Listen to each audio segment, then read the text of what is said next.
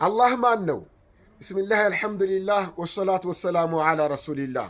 ውድ ወንድሞች እህቶች፣ እያንዳንዱ የአላህ ባሪያ የአላህ ፍጥረት አላህን ስብሓነሁ ወተዓላን አውቆ ባወቀው ልክ አላህን የማምለክ የመገዛት ግዴታ አለበት። ሁሉም የተፈጠረው አላህን አውቆ አላህን እንዲያመልከው እንዲገዛው ነው። ስለ አላህ ስብሓነሁ ወተዓላ ማንነት አላህ ስብሓነሁ ወተዓላ በቁርአን ከተናገራቸው አንቀጾች ውስጥ አንዱ ልጥቀስላችሁ። እንዲህ ይላል አላህ ስብሓነሁ ወተዓላ ለይሰ ከሚስሊሂ ሸይኡን ወሁወ ሰሚዑል በሲር። አላህን የሚመስል ማንም ምንም የለም። አላህ ስብሓነሁ ወተዓላ ሰሚ ነው፣ ተመልካች ነው ይላል።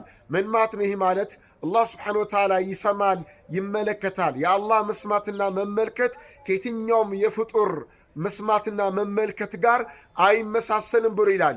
ሌሎችም አላህ ስብሓነሁ ወተዓላ በቁርአን ውስጥ ነቢያችን ሰለላሁ ዐለይሂ ወሰለም በሐዲሳቸው የተናገሯቸው የአላህን ስብሓነሁ ወተዓላ ማንነቶችን በተመለከተ እነዚያ ማንነቶች ለአላህ አሉት። እነዚያ ማንነቶች ባህሪያቶች ከየትኛውም የፍጥረታት ባህሪያት ጋር በፍጹም አይመሳሰሉም። አላህን ስብሓነሁ ወተዓላ በዚህ በነገረን ልክ አውቀን ልናመልከው ልንገዛው ይገባል እላችኋለሁ። ወጀዛኩሙላሁ ኸይረን።